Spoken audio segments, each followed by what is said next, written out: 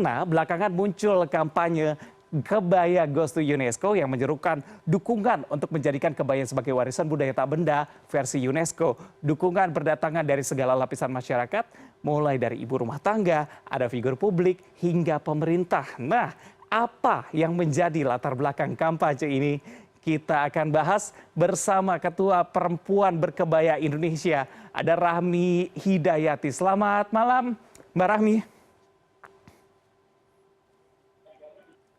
Selamat malam Mbak Rahmi, apa kabar? Mbak Rahmi bisa dengar suara saya? Kedengeran, Mas. Kedengeran jelas, gimana kabarnya? Ya, oh, kedengeran. Halo. Baik, saya bisa mendengar suara Mbak dengan jelas begitu ya? Ya, terima kasih. Baik, nah Mbak ini sebenarnya awalnya bagaimana sih inisiasi awal dari kebaya Goes to UNESCO? Mungkin bisa diceritakan kepada kami nih. Ya, pertama-tama terima kasih nih concernnya terhadap gerakan kita kebaya Goes to UNESCO ini. Jadi pertama kali munculnya ide itu dan kita sampaikan gitu keinginan kita untuk memperkenalkan kebaya ke dunia, termasuk juga pendaftaran ke UNESCO. Ketika kita bikin acara 1.000 perempuan berkebaya, waktu itu kita bikin di Kemendikbud. Nah, kebetulan waktu itu Pak Menteri memberi kita akses untuk mengadakan kegiatan itu di Kemendikbud, dan ketika itulah pertama kali disampaikan keinginan kami dari Gerakan Perempuan Berkebaya ini untuk mendaftarkan kebaya ke UNESCO dan adanya penetapan Hari Kebaya Nasional. Nah, itu tahun 2017. Kemudian tahun 2021 kemarin, bulan April, kami mengadakan acara Kongres Berkebaya Nasional. Dan dua hal ini disampaikan secara formal sebagai hasil dari kesepakatan para peserta Kongres untuk mendaftarkan ke UNESCO dan penetapan Hari Kebaya Nasional. Nah, sekarang dua hal ini sedang berproses. Itulah awalnya. Baik, berarti sudah mulai dari 2017 kemarin begitu ya. Yang terlibat siapa aja sih Mbak dalam inisiasi ini, dan kabarnya PBI Perempuan Berkebaya Indonesia salah satu dari 26 organisasi pencinta budaya yang ikut di dalamnya ya? Iya, tapi yang tahun 2017 itu dulu acaranya PBI. Kita baru memang PBI yang mengadakan acara 1.000 Perempuan Berkebaya Indonesia itu. Dan itu pun kita adakan karena kita tiba-tiba merasa waktu itu kita mendapat kabar bahwa negara lain tetangga kita itu menyatakan bahwa kebaya itu adalah busana perempuan dari negara tersebut. Terus kita merasa, wah itu kan sejarahnya adanya di Indonesia, mestinya kita gitu yang menyatakan bahwa itu kebaya adalah busananya perempuan Indonesia. Setelah itulah kita bikin acara 1.000 Perempuan Berkebaya itu. Kebetulan ketika itu yang saya tahu ya, gerakan yang untuk kebaya-kebaya ini baru gerakan perempuan berkebaya. Nah, terakhir sekarang karena sudah semakin bergaung gitu ya usaha kita untuk pelestarian budaya berkebaya ini, akhirnya banyak sekali organisasi-organisasi yang mendukung, organisasi-organisasi perempuan. Pemerintah pun mendukung kegiatan-kegiatan kita. Misalnya Kemenko PMK, Kemendikbud, Kemenkop, terus Kementerian Pariwisata, itu mereka dukung kita gitu. Nah, sekarang ini akhirnya kita banyak sekali nih organisasi-organisasi perempuan yang juga bergerak untuk kebaya. Dan itulah yang akhirnya membuat kita tambah semangat gitu untuk pendaftaran ke UNESCO ini dan untuk penetapan Hari Kebaya Nasional. Udah ada ratusan sekarang, kalau saya nggak salah ya, teman-teman sudah mendata gitu berapa organisasi-organisasi lain yang mendukung gerakan ini. Oke, bahkan sudah sampai ratusan begitu ya. Ini sejauh ini sudah apa saja yang dipersiapkan? Karena kan memang untuk mendaftarkan ke UNESCO pasti persiapannya cukup panjang dong. Mungkin bisa dibagi kepada kami informasinya nih. Iya, kita belum memutuskan. Jadi mekanisme pendaftaran ke UNESCO itu ada dua. Yang pertama single nomination, kita sendiri yang mendaftarkan. Kita sebagai negara Indonesia yang mendaftarkan sendiri, atau ada namanya joint nomination.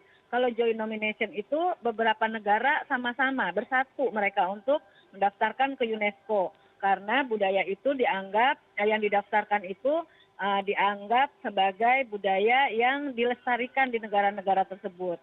Nah, untuk kebaya ini kita belum memutuskan apakah itu nanti kita akan single, kita sendiri, atau kita join gitu. Inilah yang sedang kita persiapkan terus. Nah, kalau untuk join ini ada 3 negara yang sudah siap bergerak. Bahkan terakhir saya dengar juga udah 4 negara, yaitu Malaysia, Singapura, Brunei, dan Thailand. Nah, tadinya mereka berusaha untuk menggandeng Indonesia untuk ikut juga. Cuman di sini kita belum memutuskan gitu, apakah kita akan ikut bersama-sama mereka atau kita akan maju sebagai negara tunggal, sebagai single nomination. Nah, itulah yang belum diputuskan. Nah, sekarang ini pemerintah pun karena kita difasilitasi lah ya untuk berdiskusi dan lain-lain oleh Kemendikbud, oleh Dirjen Kebudayaan, dan oleh Kemenlu gitu. Karena urusan ini memang urusan dua kementerian ini. Nah, kita dikasih akses untuk berdiskusi, untuk mengetahui sebetulnya apa sih yang lebih baik, apakah single atau kita join. Nah, itu yang belum diputuskan. Itu yang harus kita pelajari bersama-sama dampaknya. Kalau kita join gimana dampaknya, kalau kita single gimana dampaknya. Karena ada plus minusnya di masing-masing ini. Oke, Gitu. baik. Mbak Rami, mungkin yang jadi pertanyaan dari publik juga, apakah kebaya secara keseluruhan atau ada jenis tertentu kebaya yang nantinya akan didaftarkan? Nah, sekarang ini baru 2 kebaya yang sudah ditetapkan sebagai kebaya nasional.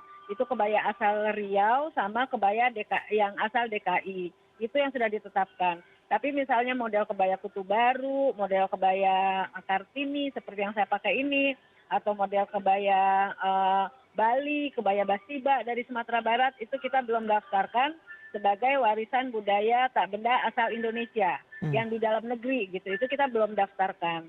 Nah, jadi ya belum diputuskan yang mana yang akan dibawa nanti ke UNESCO. Apakah 2 ini yang sudah terdaftar di warisan budayanya Indonesia, ataukah nanti kita tunggu pendaftaran dari model-model kebaya yang lainnya. Karena tiap-tiap daerah itu mereka punya ciri khas juga untuk kebaya-kebaya tersebut. Oke, baik Mbak Rahmi, sebenarnya yang jadi pertanyaan dari publik sebenarnya apa saja keuntungan atau dampak yang didapatkan setelah nantinya kebaya sudah diakui oleh UNESCO sebagai warisan budaya tak benda? Jadi kalau kebaya itu kan aspeknya banyak tuh. Ada aspek psikologisnya, ada aspek budayanya, ada aspek ekonominya. Nah, itulah yang nanti dampaknya akan gede juga ke aspek-aspek tersebut. Misalnya aspek psikologis. Kalau kita udah tahu bahwa kebaya itu yang milik kita, dunia tahu bahwa itu milik kita, udah dikenal oleh dunia, udah terdaftar di UNESCO, mungkin kita akan merasa lebih ada perasaan, wah saya wajib nih ikut melestarikan kebaya gitu misalnya. Atau aspek ekonominya ya, karena kebaya ini semakin banyak yang memakai, semakin besar gaungnya, saudara-saudara kita yang perempuan-perempuan Indonesia di luar negeri pun mereka berkebaya, maka produksi kebaya dan segala perlengkapannya ini akan naik gitu jumlahnya. Akan naik juga mungkin promosinya dan lain-lain. Secara ekonomi ini akan berpengaruh gitu untuk pengrajin-pengrajin maupun produsen-produsen kebaya. Nah, pengrajin itu misalnya pengrajin batik atau misalnya pengrajin tenun, aksesoris dan lain-lain. Jadi dampaknya akan besar juga. Besar sekali dampaknya begitu ya. Kalau kita ngomongin kebaya goes to UNESCO sendiri kan sudah jadi hashtag begitu ya. Ramai juga di sosial media. Antusiasme dari masyarakat sejauh ini seperti apa sih? Wah, luar biasa deh. Ini besok kita kan mau ada acara nih di ini CFD. Kita bikin acara CFD dalam rangka juga untuk mendukung kebaya goes to UNESCO itu. Kita juga mendaftarkan ke MURI. Besok juga udah terdaftar gitu ya, udah berproses nih untuk pendaftaran ke MURI gitu. Oke, rencananya akan ada berapa banyak warga yang datang menggunakan kebaya besok nih?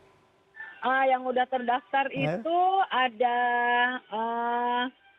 6.500 yang terdaftar resmi ya. Wow, Kadang-kadang 6.500. nanti mereka datang nggak daftar tapi datang juga gitu. Sebelum ini kita juga kan pernah bikin juga acara CFD berkebaya. itu dulu yang kita tutup pendaftaran di 2.500 orang. Tapi di hari H itu yang daftar lebih dari angka itu gitu, yang datang.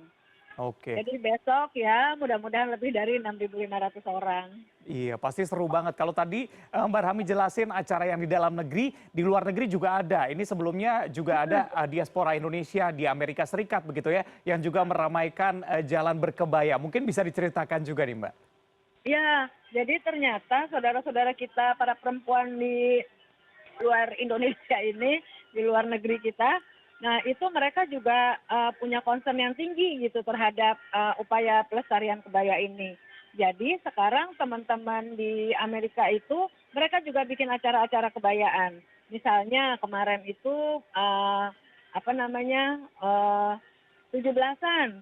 Nah mereka bikin di sana parade kebaya, terus tari-tarian berkebaya juga gitu. Hmm. Nah dan gerakan itu berlanjut terus sekarang ini, gerakan berkebaya itu. Kalau ada acara-acara mereka tetap ikutan pakai kebaya gitu. Oke, Nah, baik-baik. Pasti nggak seru cuma di banget juga ya. Amerika, sekarang kita juga ada cabang di Eropa. Di Eropa itu negara-negara di Eropa ikutan tuh semua gitu untuk ini untuk bergerak sama-sama soal kebaya ini. Baik, ini pasti seru banget acara mau di dalam negeri, mau di luar negeri pasti rame begitu ya. Tapi Mbak Rami Ya, singkat aja mungkin kalau kita ngomongin target, kira-kira kapan rencananya ini akan mulai diajukan ke UNESCO? ini karena memang belum ketahuan ya kita akan apa nih gitu yang kita putuskan, apakah kita mau single atau kita mau multi, mau join. Nah, jadi belum tahu kita maunya yang mana, Hmm. kapan. Kalau kita ikutan yang multi itu tahun ini kita daftarnya. Hmm. Tapi kalau kita ikutannya yang single itu baru mungkin 3 tahun lagi atau 5 tahun lagi karena sekarang sedang berproses nih jamu. Nah, Hmm. yang udah siap juga itu reok dan yang lain-lain udah pada siap gitu Oke. untuk maju. Nah, kita belum tahu kapan, berapa tahun lagi. Kalau negara-negara yang join nomination ini mereka udah muncul, kemudian udah terdaftar di UNESCO. Nah, kita itu nanti gimana posisinya? Apakah kita tetap bisa pakai kata-kata kebaya itu atau enggak? Gitu. Hmm. Atau kita cuma untuk tambahan para 3 negara yang maju, nah nanti kita jadi negara keempat aja gitu. Oke. Oke, Hal baik. seperti itu yang harus dipikirkan bersama-sama. Baik, baik. Diharapkan apapun hasilnya yang terbaik untuk Indonesia begitu ya. Terima Iya, kasih Ketua Perempuan Berkebaya Indonesia Rahmi Hidayati sudah bergabung bersama kami di CNN Indonesia Prime News. Selamat ya. malam. Terima kasih. Doakan ya.